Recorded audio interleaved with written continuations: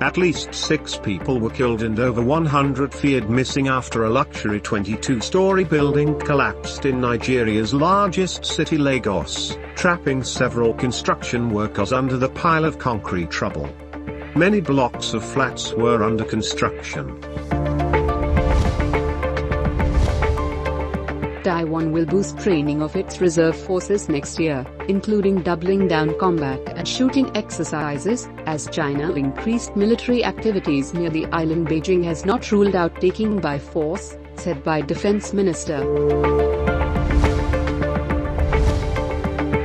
The Pentagon is monitoring the Ukraine region closely amid reports of a new buildup of Russian troops on the country's border, Pentagon spokesman said. On the other side, Ukraine's defense ministry denied a media report of a Russian military buildup near its border, saying it had not observed an increase in forces or weaponry. French President Macron said his government was postponing implementation of sanctions on Britain over a fishing row until the end of Tuesday while the two sides discuss fresh proposals to resolve the dispute. China and Russia are pushing the United Nations Security Council to ease sanctions on North Korea by reviving a 2019 attempt to remove a ban on Pyongyang's exports of statues, seafood and textiles, and expanding it to include lifting a refined petroleum imports cap.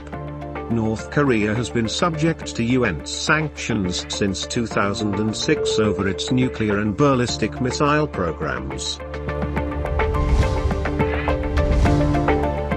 48 countries have called for the United Nations Human Rights Council to host a special session on Sudan, following a deadly crackdown on mass rallies against last week's military coup. At least 3 people were killed and more than 100 wounded during Saturday's demonstrations, according to medics, who said at least 12 people have been killed since the coup. Police forces denied the killings or using live rounds. Israel has advanced plans to build slightly more than 1,300 homes for Palestinians in the occupied West Bank, an official said, days after endorsing more than homes in illegal settlements. 12 European countries urged Israel to reverse its plans for the more than 3,000 settler homes. Since 1967, nearly 700,000 Israelis have moved into settlements that the international community regard as illegal. The Chinese government has told families to keep stores of daily necessities in case there is a sudden increase in demand as it seeks to ensure sufficient food supplies heading into winter. Rains in China in early October have caused vegetable prices to surge, fueling concern over food prices and worrying government officials in Beijing.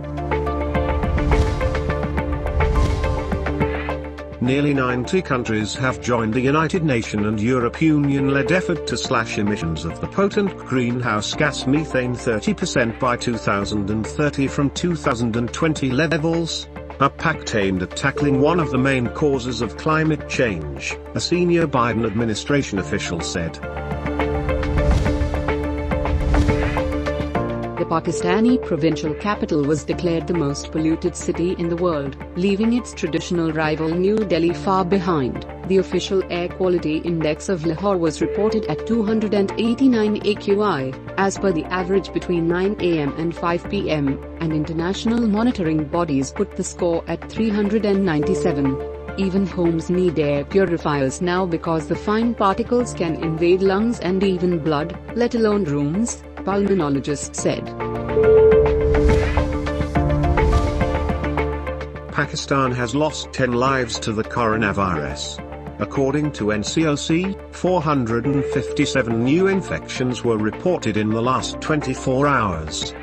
The positivity rate was recorded at 1.16%. 6 demolition companies have submitted to the District East Administration a proposal to raise the NASLA tower in Karachi, while 97% of the tower has already been vacated.